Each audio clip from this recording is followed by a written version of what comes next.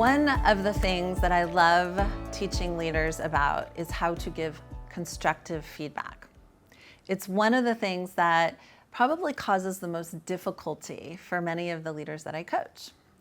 Think about the last time you gave constructive feedback. How did it go? For me, it tends to be the most difficult thing that I'm going to do as a leader, but can be the most impactful thing.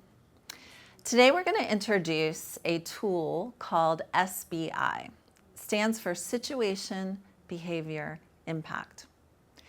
This tool is a powerful tool in your toolbox. It helps to build trust, it helps your team grow and develop, and ultimately it leads to better outcomes and team outcomes. We're going to dig into the SBI approach, but before we do that, I want to go ahead and highlight some of the more common examples and mistakes that I see when leaders are giving both positive as well as constructive feedback. Maybe they tell their employee, "Good job." That's not very specific. Good job doing what? That's not as effective as it could be. Or maybe you give somebody constructive feedback and you tell somebody, "You're always so confrontational." That type of feedback can be very judgmental and very personal and typically doesn't end well. Or maybe in giving your feedback, you tend to over-explain. This happens a lot. I'm uncomfortable giving you feedback. I step into that place of discomfort. I share the feedback and I keep talking. Those moments tend to dilute the message. Over-explaining when giving feedback is when the message is lost. Those are some examples of where feedback maybe isn't as effective as it could be. This is where the SBI model can really be impactful. As I mentioned, SBI model, situation, behavior, impact. When you're going to give feedback to a team member or a peer or even your boss, and yes, we can use this model when giving feedback to our boss.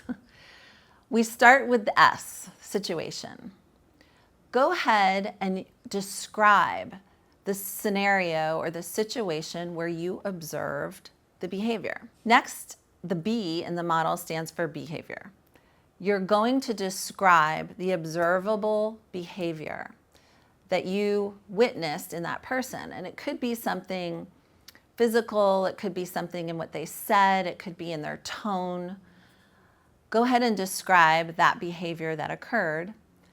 And then lastly, you're going to share the impact. I stands for impact. You are going to take the opportunity to describe the impact that that behavior had on you, on others, or on the outcome. SBI.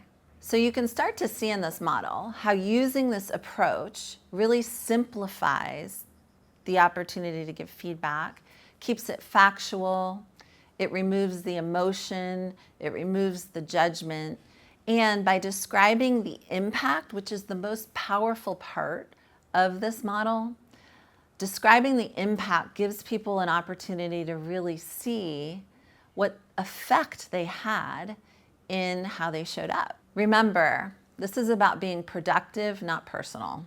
Let's go ahead and see some examples of SBI at work. Starting with positive feedback. An SBI could look like this. Situation. Mac, today during the meeting that we had with our key stakeholders. Behavior. When you stood up and said that we were there to help and we wanted to hear their thoughts and ideas. Impact. I was pleased with your response. It shows that we're not there to dictate, and that meeting ended extremely well. Now let's go ahead and look at an example of constructive feedback. Situation. Mac, today during the meeting that we had with our key stakeholders. Behavior.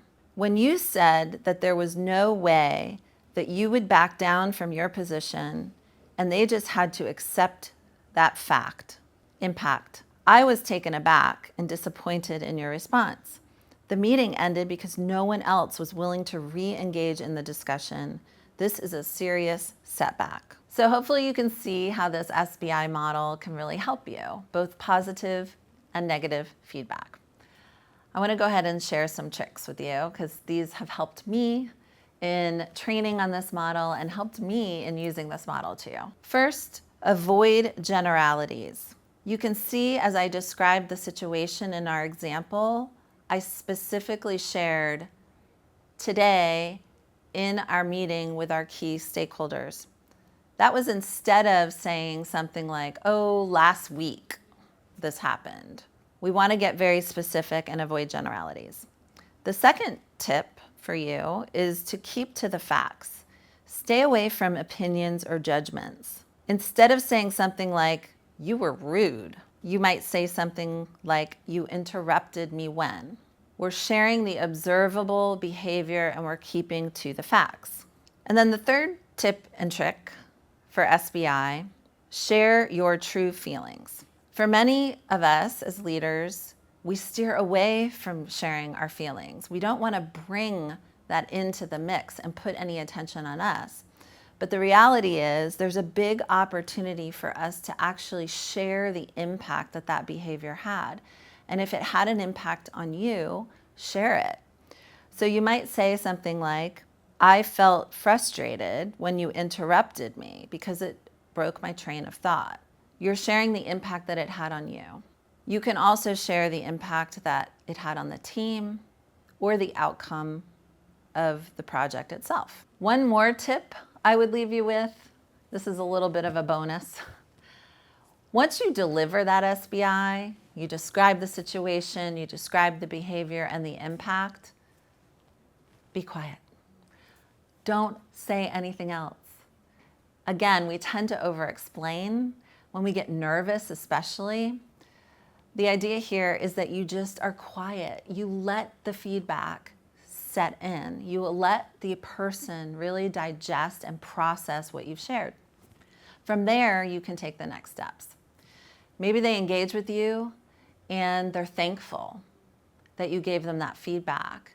And in their processing of the feedback, they see the impact that they could have had. Maybe they're defensive, and that's okay too. As they process through the feedback, maybe they don't receive it well, you still don't want to over-explain. Agree to disagree, and your job then as a leader or as a peer is to move the conversation forward. We may not agree, you may not see it as I see it, but that's my perception of the situation, and what can we do to move forward so that it doesn't happen again. So hopefully you see that this model is pretty simple. It's a great tool for your toolbox, whether you're giving positive or constructive feedback. My recommendation for you would be to start using it with positive feedback.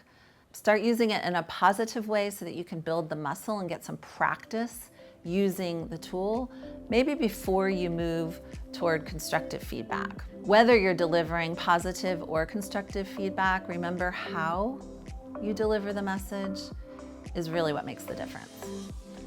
I would go ahead and encourage you to start thinking about some examples in which you can use SBI model and perfect the how in which you're delivering your feedback.